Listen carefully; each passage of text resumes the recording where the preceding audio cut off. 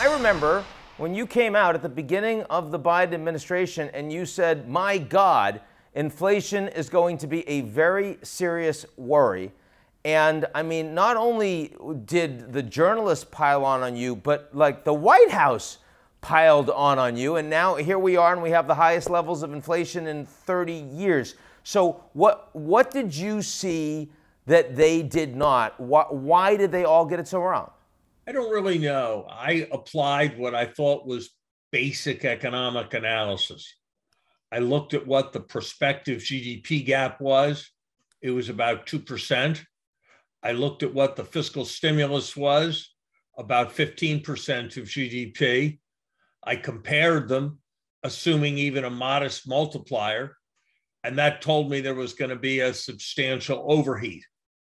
Then I added to that the recognition that monetary policy was incredibly loose. I added to that there was a real possibility that potential GDP, the economy's capacity, would be reduced by COVID.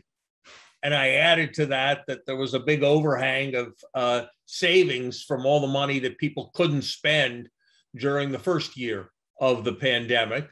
And it seemed obvious to me that we were going to have massive demand and we weren't going to have such large supply. And I don't usually make really strong off consensus economic forecasts because I think there's a lot of wisdom in the consensus, but this one seemed pretty clear to me. I think there were a number of, if I might, cognitive biases that got a lot of people to go wrong. One was what I call motivated belief. People really wanted to engage in a lot of support for families. And so they convinced themselves that what was politically imperative was economically prudent. That's one part of it. Another part of it was believing recent history and their then current model. And after 35 years without inflation, people basically kind of had assumed that inflation wasn't something that was coming back and it was something that was gone for good. And I think that was another part of the error as well.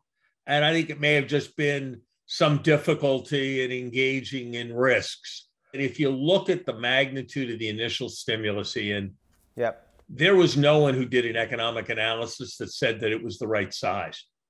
That came out of after the Georgia election with the political imperative of the tax cuts and so forth.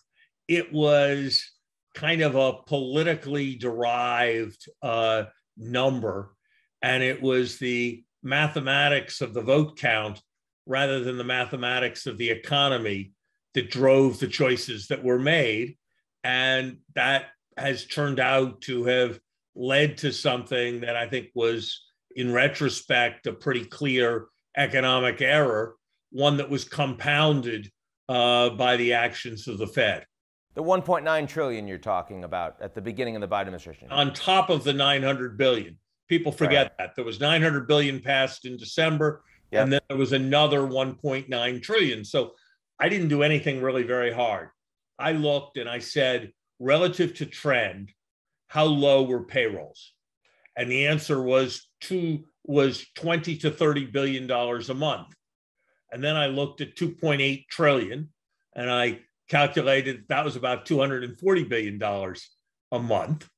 And so I said, if you put $240 billion a month in to close a $20 or $30 billion gap, even if there's a lot of leakage and there's a lot of delay and there's a lot of other stuff in the 240 billion, you're going to get yourself something that's got a good chance of being a problem.